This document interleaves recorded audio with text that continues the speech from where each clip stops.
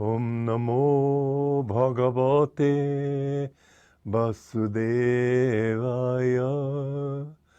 Om Namo Bhagavate Vasudevaya. Om, I bow to the Lord Vasudeva. Hello, everybody. I'm going to read to you again from the first chapter of the Gita, stanza 11 to begin with. Duryodhana is saying, all of you, therefore, placed in your proper stations, do everything you can to protect Bhishma.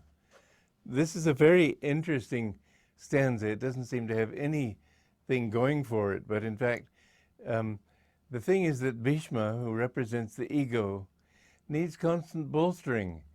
We're never sure of ourselves. We're always afraid that somebody's going to be better than we are. Somebody's going to outshine us. We're not sure that we're acceptable in the world's eyes, etc. So the ego needs constant bolstering from all our other qualities, our need for reassurance that we are capable of doing it. The big delusion in modern thinking is that you must develop your self-esteem.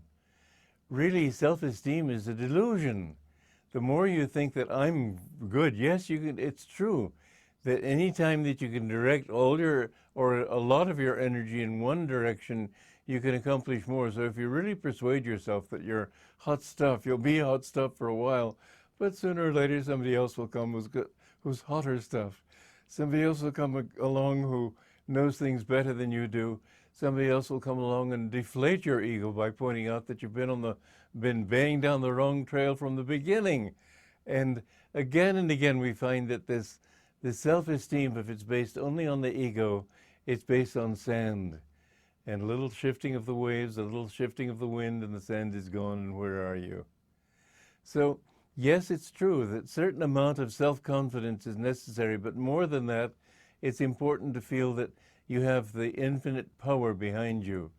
I know many times, I remember somebody asked me once, I'd been in a period of seclusion, and I had written several books at that time, and I was about to come out in a week. Many things were scheduled to happen in my life, and I had to stop writing and get plunged into other activity. And the head of our publications firm, Crystal Clarity, said to me that we're having our 20th anniversary. This was in 1988, and it would be lovely if we could have a special book for that occasion. I said, yes, but in a week I can't possibly write such a book. And she said, well, she's a lady who doesn't give up very easily. And she said, well, it would be nice. And I said, well, yes, it would be nice, but I can't do that. Then after she'd left, I thought, well, I can't do it, but God can do anything. And so I turned it over to him.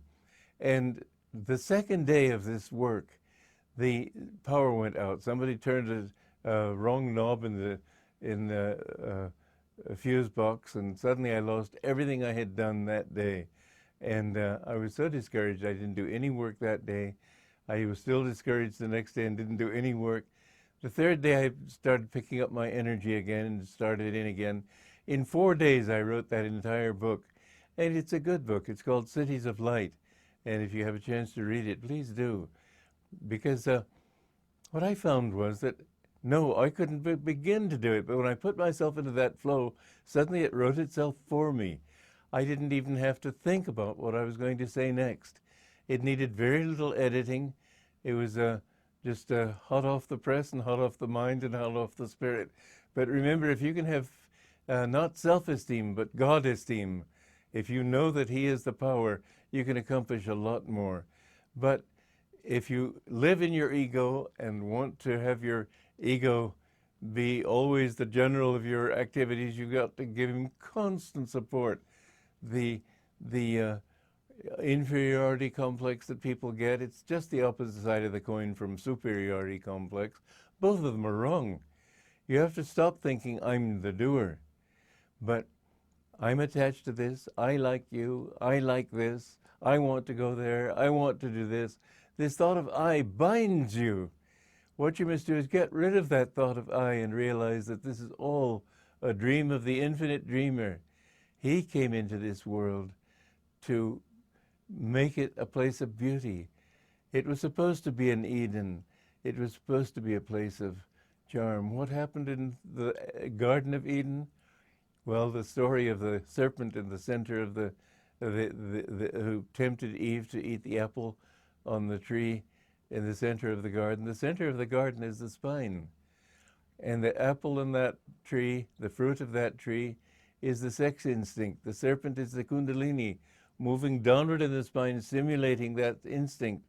And it brought them into desires, male, female, I like, I dislike, I want, I don't want. It brought them into Maya, and so they were driven out of their Garden of Eden. But when you can live in yourself and understand that you are, wherever you go, you are the king. Wherever you go, you are untouched by anything. You can travel, you can sit in one place, you can be with people, you can be alone, but you can always be happy if you are centered there. When you go into wrong places, places with evil vibrations, and they exist, don't laugh at these things. I remember going into the nightclub district of San Francisco. I had to go there for one particular reason. And I felt as if tentacles of magnetism were trying to draw me into these bars and nightclubs where I had the slightest interest in going. But it was as if these forces wanted me to go. And I just kept chanting, as I think I told thee this a few days ago, Sri Ram, Jai Ram, Jai Jai Ram Om. Sri Ram, Jai Ram, Jai Jai Ram Om. And I surrounded myself with waves of peace and love and devotion, and nothing could touch me. Rather, I could say that in that case, those evil vibrations and so on were a goad to make me even be more centered in myself. But don't take chances. Don't deliberately go into places where you may find yourself drawn into lower vibrations, lower tendencies. It's a good thing also always to take a bodyguard with you, somebody who believes as you do. When you eat in public places, be surrounded by other people. You know, in India, some sadhus will, even before they sit on a bench in the park, they'll put a cloth down. The protection from heterogeneous vibrations is a very important thing in life. And my guru used to urge us not to eat in public places if we could help it, but if we did eat in them, then to go with a group of friends so we could have our own vibrations only around us. The more you understand the power of magnetism, the power of wrong vibrations, wrong energies, the more you will see the need to protect yourself.